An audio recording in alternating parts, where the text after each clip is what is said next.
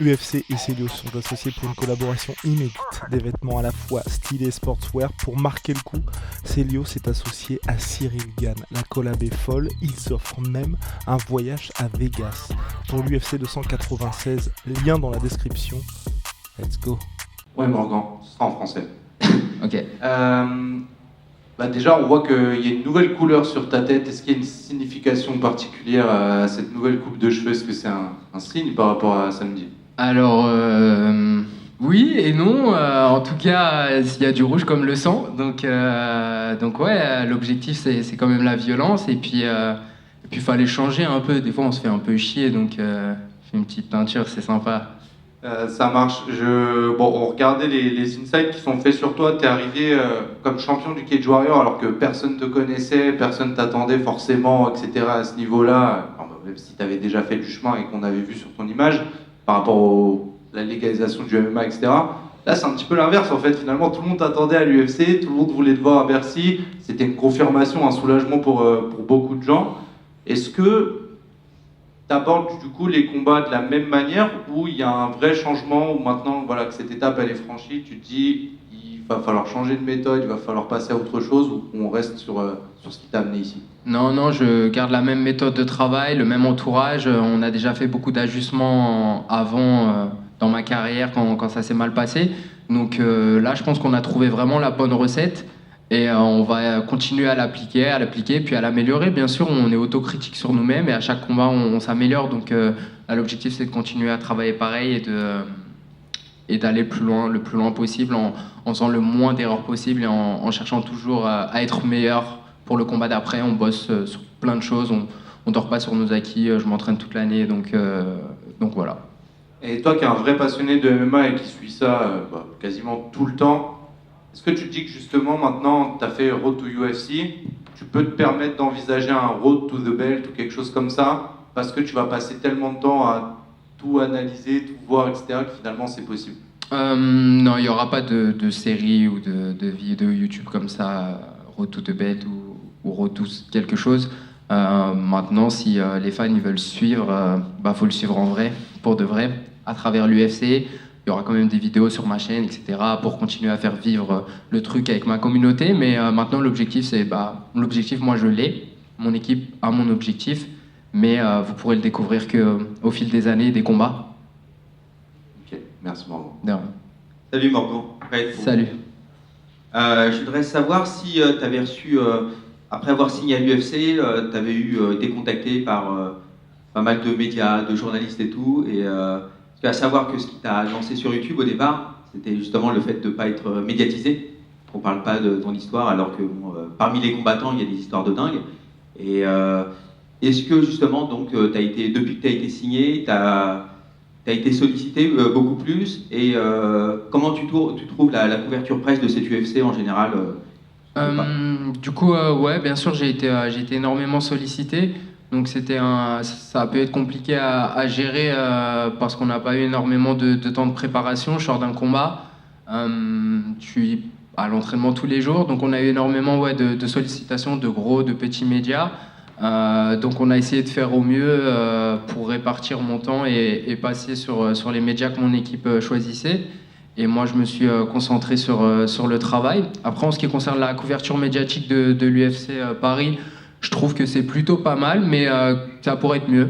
Ça pourrait être mieux, il pourrait y avoir un peu plus de contenu, de choses intéressantes à voir pour les fans, d'insight, tout un tas de choses qui arriveront dans le futur, je pense. Ouais, je suis d'accord. Et ça faisait si longtemps que tu voulais être à l'UFC. Maintenant que tu y es, comment tu vois ça de l'intérieur? Est-ce que tu t'attendais à ça? Comment t'es, dans quel état émotionnel t'es là, actuellement? Ah bah là, je prends un super plaisir à être là. C'est super bien organisé. Je pense que c'est mieux que ce que je pensais, quoi. C'est vraiment tout est pensé. Bah, ça se voit que ça fait des années que l'UFC est là et que ils savent ce qu'ils font. Donc voilà, il n'y a pas de petits détails. Vraiment, les fighters, on est très très bien traités. Tout est très bien organisé. Il n'y a pas de place au hasard. C'est super, c'est top. Je me régale.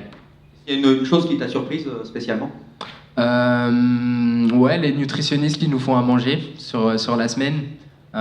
D'habitude, faut se faire à manger un peu tout seul, faut aller faire les courses, préparer sa réhydratation, toutes ces choses-là. Là, même ça, on n'a pas besoin à y penser. On se lève le matin, on descend, on prend nos plats.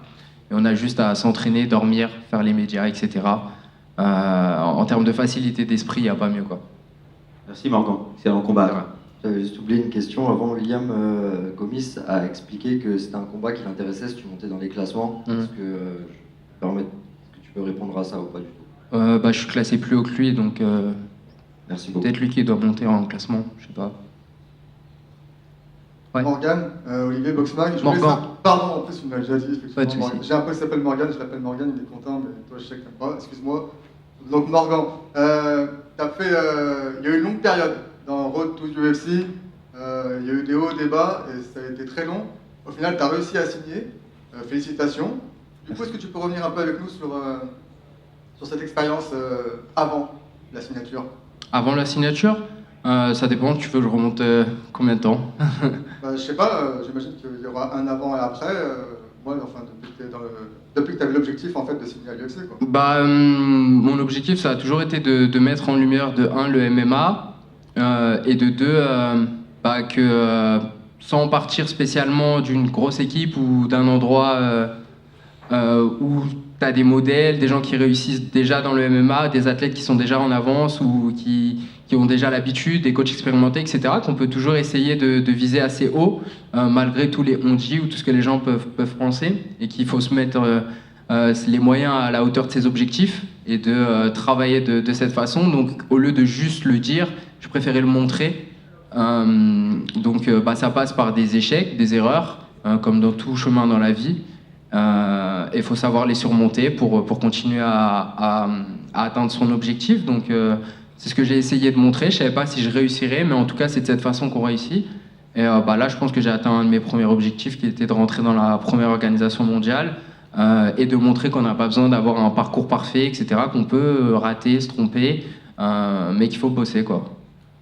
Ok, et du coup, est-ce que tu penses que c'est une bonne chose au final d'avoir signé maintenant plutôt qu'il y a eu un an où tu étais champion du Cage Warrior? Oui et non, je pense que ça aurait été plus cool de signer après que j'ai été champion du Cage Warrior pour l'histoire, la hype, etc. Ça aurait été beaucoup plus simple pour moi. Mais maintenant, avec du recul, ouais, c'est presque bien que ça me soit arrivé avant. Maintenant, je suis blindé sur tous les côtés. Il n'y a pas grand-chose qui peut m'atteindre. J'ai vraiment tout vécu avant d'arriver ici. Donc je sais dans quoi je m'engage, je sais à quoi je dois faire attention, quels sont les points hyper importants. Et la même chose pour mon équipe, on a pu se régler avant, quoi. Et maintenant, on espère réussir imperfect, quoi. Et dernière question pour moi. Donc du coup, avant de signer à l'UFC, tu as clairement montré ton objectif qui était de signer à l'UFC. Et d'après tes réponses aujourd'hui, le nouvel objectif, on ne pourra pas le savoir? Non. Pourquoi non, tu ne non. veux pas le dire? Parce que dès qu'on annonce un objectif ou quoi que ce soit, il y a des gens qui prennent un malin plaisir à te descendre ou à te rappeler dès que tu peux faire la moindre erreur ou qu'il se passe quelque chose. Et moi, j'ai besoin de me protéger personnellement, ma famille, mon mental, etc., d'être 100% focus et de ne pas avoir à supporter ça, quoi. Donc ça vient aussi des erreurs que j'ai pu faire dans le passé qui se reproduiront pas. Ok, merci.